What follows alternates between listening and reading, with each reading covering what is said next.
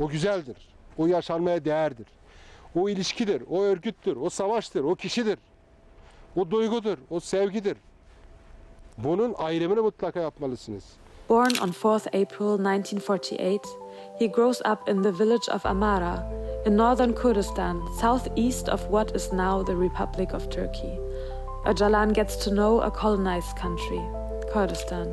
After the First World War, the historic territory where the Kurdish people lived was divided into 4 parts by the Western powers, between Syria, Iraq, Iran and Turkey. Physical and cultural genocides were carried out.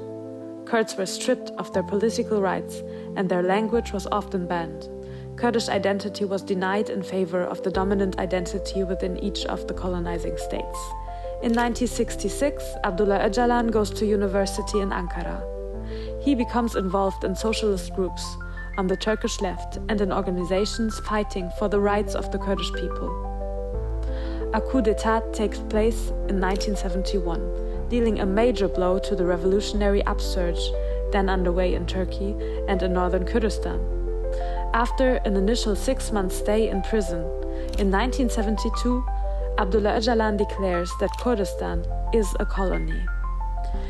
In 1978, him and other young students found the PKK, the Kurdistan Workers' Party. Its aim is to create an independent and free Kurdistan. In 1980, another coup d'etat takes place, and thousands of PKK militants are imprisoned, tortured, some to death. In 1984, Abdullah Öcalan decides to launch the PKK's armed struggle, which remains the only means of political action in this context of great repression. In 1993, he takes part in the first peace process and declares a unilateral ceasefire. The Turkish president at the time died in unclear circumstances, putting an end to the process. Abdullah Öcalan's will for peace is not in the interest of the imperialist powers, especially for the USA and NATO. They want to destroy the Kurdistan liberation movement so they can control the region with no opposition.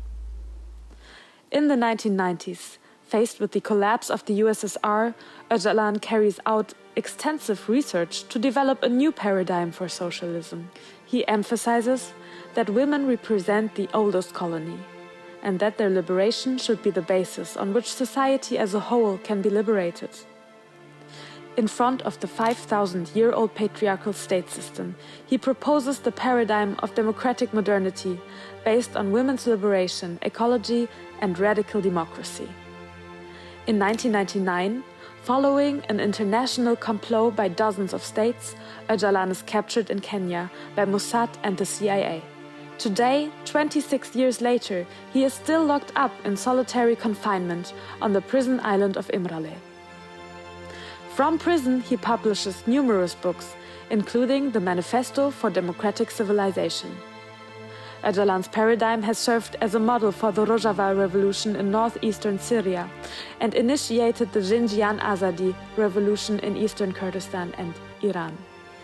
These ideas are being put into practice by millions of Kurds, more and more Arabic people, Armenian people and Syriac people, and increasingly many others from all across the world. During the time of his imprisonment, Abdullah Öcalan has been subjected to numerous human rights violations, including death threats, poisoning, isolation and other types of psychological torture.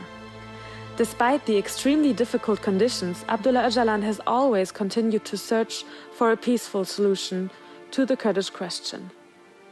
After 10 years in heavy isolation, on 27 February he launched a historic appeal for peace and a democratic society, which was widely echoed around the world.